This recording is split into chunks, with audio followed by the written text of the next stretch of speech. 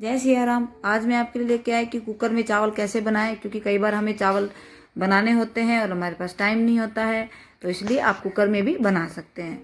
एकदम खिले हुए चावल बनेंगे। सबसे पहले आपको 3 से 4 बार चावल को अच्छे से धोना है, क्योंकि आप चावल में बहुत गंदगी आती है, वाइट पानी होता है, ये अच्छा नहीं होता है।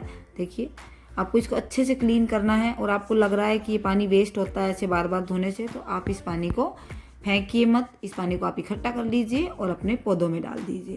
तो ये देखिए, 3 बार मैंने इसको नल के पानी से धो लिया है और इस पानी को वेस्ट नहीं करना है, आप पौधों में डाल दीजिए। ये चावल का पानी पौधों के लिए बहुत अच्छा होता है।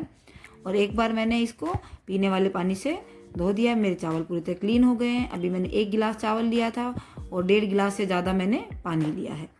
तो देखिए, अभी आपके चावल इतने खिले खिले बनेंगे। बस आपको चावल और पानी की क्वांटिटी सही रखनी है। आपको अगर 1 गिलास चावल लिया है तो आप 2 गिलास आप पानी भी ले सकते हैं। 2 गिलास से थोड़ा कम भी ले सकते हैं और 2 गिलास भी ले सकते हैं।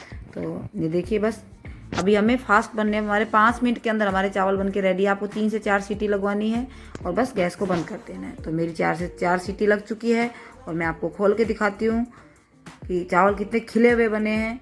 एकदम खिले खिले चावल बने हैं, बिल्कुल लग नहीं रहे हैं कि कुकर में बने हैं। ये देखिए, अभी बस आपको प्लेट में निकाल के मैं दिखाती हूँ कि कहीं से चिपक नहीं रहे हैं, कुछ भी एक्स्ट्रा मैंने नहीं डाला है, एकदम खिले हुए बने हैं। ये देखिए, तो हो गए ना आपके चावल बस 5 मिनट में तैयार।